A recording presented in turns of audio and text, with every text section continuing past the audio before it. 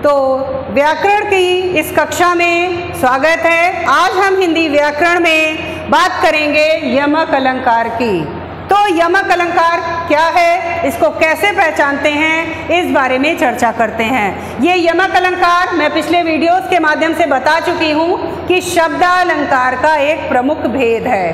यमक अलंकार की परिभाषा क्या है, इसको चलिए देखते हैं। तो हम कह सकते हैं कि जहाँ पर एक ही शब्द एक से अधिक बार आए और उसके अर्थ में भिन्नता प्रकट हो, वहाँ यमक अलंकार होता है। यानी हम इसको कहें कि वह शब्द फिर परे, अर्थ और ही और। ये एक सूत्र मैंने बनाया है और इसके माध्यम से हो सकता है आपको ये अच्छी तरह से याद हो जाए। तो कह रही हूं कि वह शब्द फिर परे, अर्थ और ही और, अर्थ और ही और, सो यमक अलंकार है, कहत कवि सिर मोर।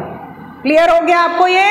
इसको मैं फिर से भी आपको बोल रही हूँ, अगर आप नोट करना चाहें तो आप नोट कर सकते हैं कि वह शब्द फिर परे, अर्थ और ही और, सो यमक अलंकार है, कहत कवि सिर मोर। यानी श्रेष्ठ कवियों ने यही परिभाषा दी है।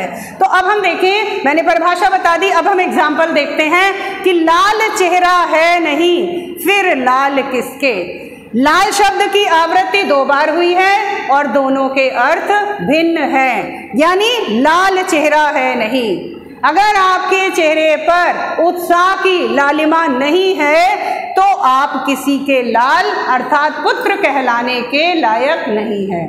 तो आपने देखा कि इस लाल का अर्थ है लालिमा, उत्साह की, जोश की, गर्मी की, और यहाँ पे अर्थ है पुत्र का। इसलिए एक ही शब्द की आवृत्ति हुई है और दोनों के अर्थ भिन्न है, यमक अलंकार। दूसरा एग्जाम्पल है, या मुरली मुरलीधर की, अधरान धरी अधरान धरूंगी।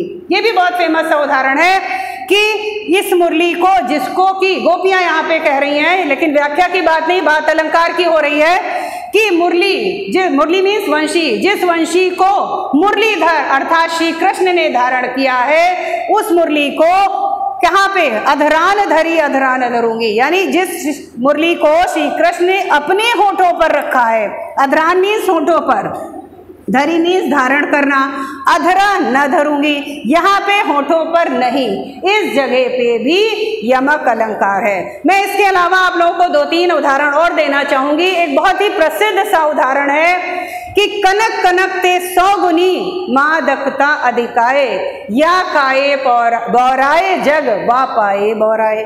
क्या इसमें है? कनक शब्द की आवृत्ति 2 बार हुई है, दोनों के अर्थ भिन्न हैं कि कनक कनक ते 100 गुनी, मादकता अधिकाए। यानी दोनों ही कनक जो है, 2 मैं अर्थ बता रही हूँ, सोना है कनक का अर्थ और धतूरा।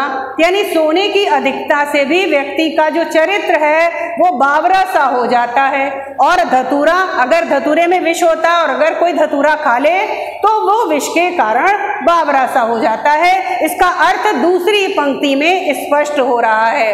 क्या हो रहा है कि कनक कनक ते 100 गुनी, मादकता अधिकाए, या खाए बौराए जग वापाए बौराए। खाए, जहाँ पे खाए का शब्द है, यानी खाने से व्यक्ति, धतूरा खाने से व्यक्ति बावरा होता है। तो पहले कनक का अर्थ हो जाएगा धतूरा और दूसरे कनक का अर्थ होगा सोना। ओके, क्लियर हो गया होगा। अब एक और एग्जाम्पल के माध्यम से मैं इस यमक अलंकार को और भी स्पष्ट करना चाहूंगी, जिससे कि आपके मन में कोई शंका ना रह जाए, और मेरे विचार से आपको ये यमक अलंकार इस उदाहरण के बाद एकदम क्लियर हो जाएगा।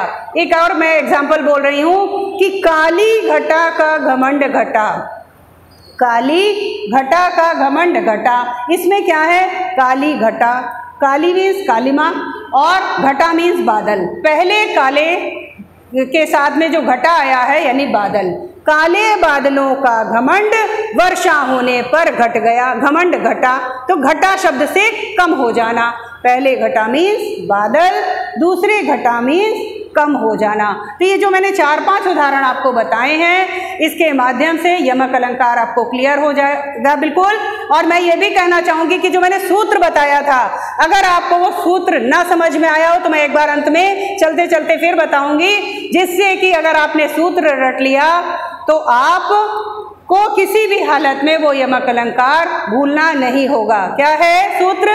याद होगा आप लोगों को कि वह शब्द फिर परे, अर्थ और ही और, सो यमक अलंकार है कहत कवि सिरमौर। और इसी के साथ मैं इस यमक अलंकार के टॉपिक को यहीं खत्म करती हूँ। आशा करती हूँ कि आप लोगों को ये भली भांति समझ में आ गया होगा। Okay, thank you.